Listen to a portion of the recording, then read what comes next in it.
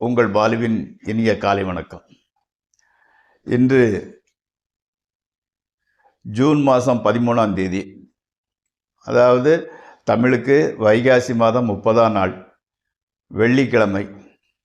துதியை திதி 3:19 வரை, அதற்கு மேல் திருதியை திதி, பூராட நட்சத்திரம்.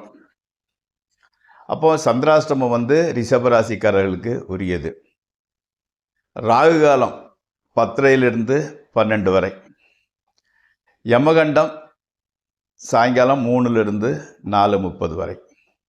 நல்ல நேரம் 12 1 வரை, 1 3 வரை, 2 வரை, 4 5 வரை. நீங்கள் அணிய வேண்டிய உடைய நிறம் வெண்மை, வெள்ளை கலர் சட்டு போடுவது நல்லது.